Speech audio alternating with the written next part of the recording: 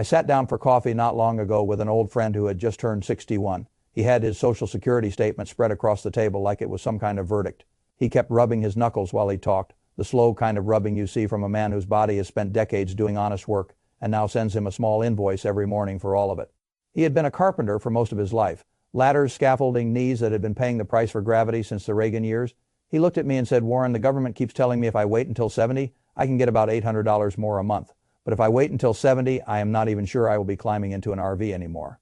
That is a better sentence than most retirement calculators will ever produce, because the software sees a break-even age. It sees a clean crossover point. It sees a larger check later versus a smaller check sooner. What it does not see is a man with worn knees trying to decide whether retirement money is supposed to be optimized for a spreadsheet or for a life. That is the first thing I want to say to you. Social Security gets framed as a math problem because math is neat and life is not. The official conversation usually sounds very tidy. If you claim early, your benefit is reduced. If you wait, your benefit rises. Find the break, even point, estimate longevity. Choose the number that wins, clean, rational, respectable, and often badly incomplete, because if you are somewhere between 55 and 65 right now, tired, uncertain, and quietly worried that you may make the wrong decision, the real choice is not just about one monthly check. It is about what kind of income you are locking in for life, what tax traps you are opening or avoiding, what you are doing to your spouse's future if you are married, and whether the years when you can still use the money well are happening now or later. That is a different question entirely. Let's start with the number everybody knows, but very few people fully feel. For anyone born in 1960 or later, your full retirement age is 67. That is the baseline Social Security uses for your full benefit. Claim at 62, and you are not taking a small trim, you are taking a permanent 30% reduction. Permanent, not for a few years, not until some administrative reset for life. If your full benefit at 67 would have been $2,000 a month, claiming at 62 turns it into about $1,400 instead. Most people hear that and think, all right, it is $600 a month. That is meaningful, but manageable. That is not how you should think about it, because that $600 is not static. Social Security cost of living adjustments are applied as a percentage of your base benefit. A 3% COLA on a $2,000 base adds $60. That same 3% on a $1,400 base adds $42. Year after year, the gap widens because the larger base gets larger adjustments forever. So when you claim early, you are not simply taking less today. You are shrinking the platform that every future inflation adjustment stands on. You are locking in a smaller foundation and asking it to support the rest of your life. That is the part most people underestimate. Now, a long time ago, I understood why many sensible people felt drawn to claiming early. I understood the logic because I used to agree with more of it than I do now. The argument sounds intelligent. Take the money at 62, put it to work, keep it in your own hands, invest it better than the government can compensate you for waiting. Beat the system on paper.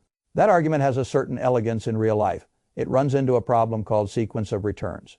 Let us say a man claims at 62 and receives $1,400 a month. He decides he will take the money, invest the difference, and come out ahead. He does not think of himself as gambling. He thinks of himself as being efficient. Then he retires into a bad market. The portfolio falls early, exactly when he can least afford it. His assets are no longer in accumulation mode. He is withdrawing, or at the very least he has stopped feeding the compounding machine with earned income. At the same time, healthcare starts doing what healthcare does. It gets more expensive slowly. Then suddenly a new specialist, a new prescription, a procedure insurance covers less generously than expected. His spreadsheet assumes smooth average returns and tolerable expense growth. Real life gives him volatility and medical inflation. Instead, all the while, his Social Security base remains permanently reduced. That is what people miss when they say they will just invest the early check and do better. They are not merely comparing one return stream against another. They are trading a government-backed inflation-adjusted, longevity, insured income stream for market risk at precisely the stage of life when bad timing hurts most. Can that trade work in some cases, of course, if you have substantial assets, unusually strong risk tolerance, or reason to believe longevity is shorter than average? There are cases where taking benefits earlier can make practical sense. But for most ordinary people, the phrase invest the difference sounds far more robust than the actual lived reality of executing it through a down market, rising medical costs, and a body that may not cooperate on schedule. Now we have to talk about the problem that almost no free calculator treats with the seriousness it deserves. If you are married and you are the higher earner, your Social Security decision does not belong entirely to you. It follows your spouse. Imagine a man named John. He spent decades in a solid management job. Good salary, responsible saver. organized enough that retirement planning had its own folder in a filing cabinet long before he stopped working. At 62, he got nervous. He read headlines about long-term Social Security funding and told himself it was safer to lock in something now than wait for a system that might change later. So he claimed, instead of receiving $2,200 at full retirement age, he accepted roughly $1,540. Then he died at 75. His wife Sarah was 72. She had her own smaller benefit, around $800 a month. As a surviving spouse, she was entitled to step up to the higher of the two checks. That sounds reassuring until you understand what the higher check was. It was not the $2,200 John could have had. It was the reduced amount he chose at 62. So Sarah inherited his early decision, not emotionally, financially. She now lives on $1,940 for the rest of her life instead of $2,200. She did not make that choice when she was 62. John did 13 years earlier. That is one of the crueler truths in this whole system. If you are the higher earner, claiming early can permanently lower the survivor benefit that may support your spouse after you are gone. That is not a footnote in many marriages. It is the single most important financial consequence of the decision. People talk about break-even ages as though Social Security were a self-contained wager. It often is not. For a married couple, especially where one spouse earned much more than the other, the decision can echo across 2 lifetimes. Now let me show you something more subtle, and in some ways more valuable if you see it before you file. I think of it as a golden window. Most people do not think in windows. They think in ages 62, 67, 70. But some of the most valuable planning in retirement happens not because you reached a particular birthday, but because there is a gap between one income stream stopping and another one starting. Required minimum distributions from traditional retirement accounts do not begin until age 73 under current law. So if you retire at, say, 62 or 63, and do not claim Social Security immediately, you may have a span of years in which you are no longer working, have not yet started benefits, and are not yet being forced to pull taxable money from tax-deferred accounts. That can be an extremely valuable period. Why? Because your taxable income may be lower than it will ever be again. That is when Roth conversions can become powerful. A Roth conversion is simple in concept. You move money from a traditional IRA, where future withdrawals will be taxed as ordinary income, into a Roth IRA, where future qualified growth and withdrawals can be tax-free. You pay tax on the amount converted now, but if you do it during low-income years, you may be paying that tax at a relatively modest rate rather than a much higher one later. Suppose you have $400,000 in a traditional IRA. If you can convert $40,000 a year over 10 years while staying in a reasonable bracket, you are gradually moving future taxable assets into a tax-free environment. You are also reducing the size of the traditional IRA that will later produce required minimum distributions, which means less forced taxable income in your 70s and 80s. That matters more than people realize. If you claim Social Security at 62, you add taxable complexity back into the picture immediately. The golden window narrows. Your room to make low bracket Roth conversions shrinks. The years that could have been used to simplify your future tax life get partially consumed by the decision to start benefits. Most people never see that trade because the claiming discussion is usually isolated from the tax discussion. It should not be. The right Social Security decision is not just about the monthly check. It is also about what claiming does to the years around it. Now we come to one of the ugliest traps in the system because it was designed long ago and then left untouched long enough for inflation to make it nastier every year. I want to talk about what happens after one spouse dies. Many retirees assume that if household income falls after a death, taxes should also become simpler or lighter.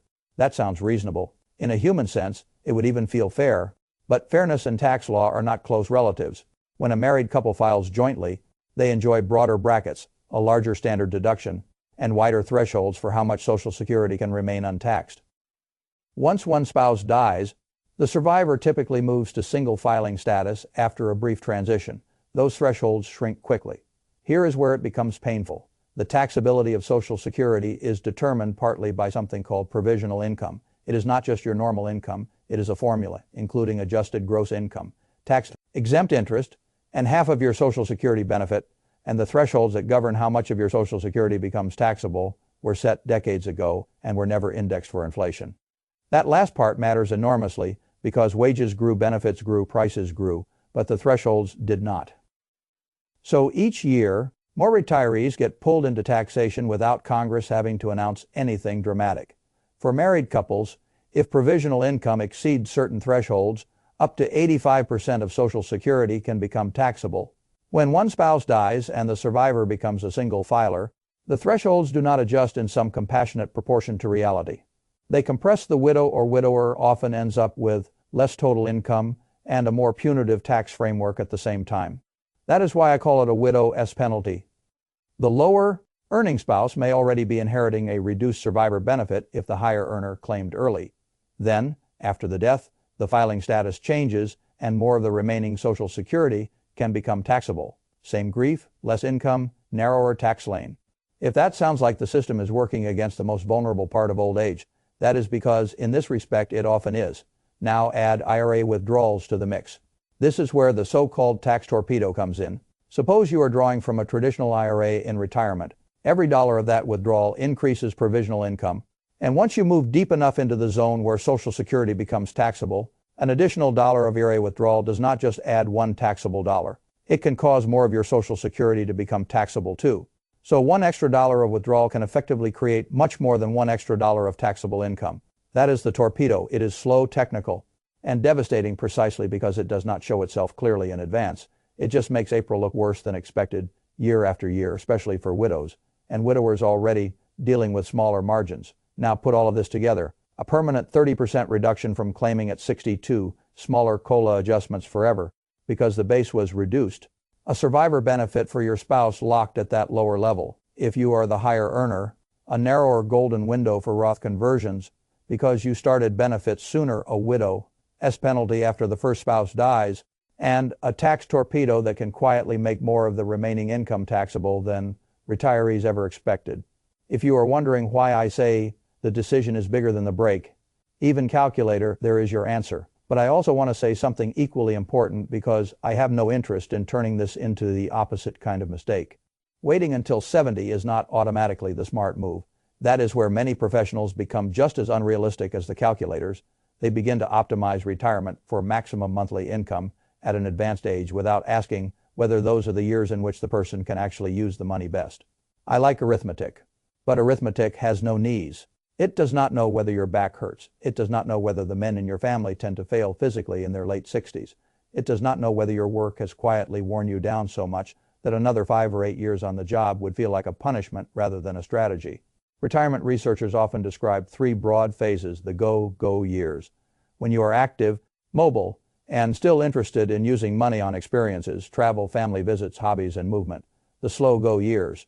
When the body starts negotiating harder and spending gradually shifts from adventure toward comfort and management, the no-go years.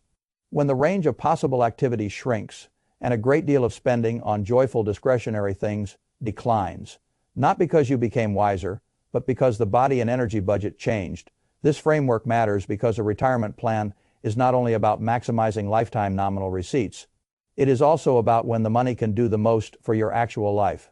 If your realistic go window runs from 62 to 70, and by 72 or 75 your mobility, health, or appetite for activity may be much smaller, then a bigger check later may not be as valuable as a more usable life earlier. That is not an argument for impatience. It is an argument for honesty. Some people truly should wait. If you are healthy, the higher earner, have other assets to live on, want to protect your spouse, as survivor income, and can use the golden window intelligently for Roth conversions, then delaying can be an excellent decision. Other people are not in that position. They are exhausted. Their body is talking. Their work is damaging them. Their family history is short. Their go years are happening now. Not in a hypothetical version of themselves at 70. For those people claiming at 6 the 2nd of May be the right answer. Not because the spreadsheet says so, but because the spreadsheet was never measuring the right return in the first place. That is the point. The math should serve your life. Your life should not be bent until it resembles a clean spreadsheet. So here is how I would think about it if I were making the decision again from scratch. First, if you are married and you are the higher earner, take survivor benefits seriously. Your choice is not private. It may become your spouse's lifetime income after you are gone. Second, map your golden window. If there are years between retirement and Social Security in which you can do low bracket Roth conversions, do not waste them casually. Third, understand that the tax code is waiting for you later. The widow's penalty and the tax torpedo are real whether the calculator mentions them or not. Fourth, think in go years, not just break. Even years, ask what the money will actually do for your life at 62, at 67, and at 70. If your best healthy years are front-loaded, that matters. And fifth, do not mistake a universal answer for a wise one. There is no perfect claiming age for everyone. There is only the age that best fits your health, your marriage, your taxes, your assets, your energy, and your realistic future. That is a messier answer than most people want. It is also the honest one. My carpenter friend at the coffee table did not need a cleaner spreadsheet. He needed permission to stop pretending the spreadsheet knew his body better than he did. He needed to understand what claiming early would cost, yes, but also what waiting might cost if waiting meant giving away the years in which he could still use the money for an actual life. That is why this decision is so hard. It is not because you failed to plan. It is because the system reduces a human life into a few columns of arithmetic and then asks you to act as though nothing important was left out. A lot was left out, which is why the right question is not simply, when do I get the biggest check? The right question is, what age lets me protect the people I love, manage the taxes I can control, and still spend the money while my life can receive it? That answer will not be the same for everybody. But if you see the full picture before you decide, it is much less likely to be the wrong one for you.